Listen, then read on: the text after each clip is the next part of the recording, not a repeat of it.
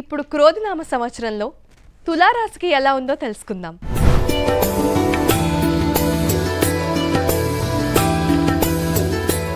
తులారాశి యొక్క ఆదాయం 2, వ్యయం 8, రాజ్యపూజ్యం 1, అవమానం 5.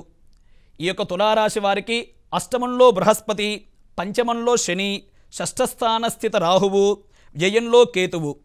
కాబట్టి ఈ యొక్క తులారాశి వారు దీర్ఘాయుర్దాయాన్ని పొందుతారు. తండ్రి నుంచి వచ్చే ఆస్తి యొక్క సంక్రమణలో వీళ్ళకి శుభ పరిణామాలు కలుగుతాయి. లాభమే వీళ్ళకి ఏర్పడుతుందన్నమాట. తండ్రి యొక్క పిత్రార్జితం అంటారు కదా, ఆ పిత్రార్జితం ద్వారా వీరికి శుభ పరిణామాలు కలుగుతాయి. ధనలాభం అనేది, ఆర్థిక లాభం అనేది బాగా కలుగుతూ ఉంటుంది. అలాగే జీవనంలో పురోగమనం చెందుట వలన తగు జాగ్రత్తలు అవసరం. అంటే జీవితంలో ఎదిగేటువంటి విషయాల్లో తగు జాగ్రత్తలు అనేవి వీరు ఖచ్చితంగా తీసుకోవాలి. పంచమ శని వలన వృత్తి, వ్యాపార, కుటుంబ, విద్యా విషయంలో అపారమైన వృద్ధి కలుగుతుంది.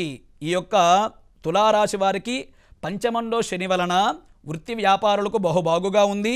అలాగే కుటుంబ విషయంలో కావచ్చు, విద్యా విషయాల్లో కావచ్చు శుభ పరిణామాలు అనేవి వీరికి కలుగుతాయన్నమాట. అపార వృద్ధి అనేది ఏర్పడుతుంది. ఈ తులారాశి యొక్క అదృష్ట సంఖ్య 6. శివారాధన అలాగే మంగళవారం నియమంగా ఉండడం అత్యంత శ్రేయస్కరం.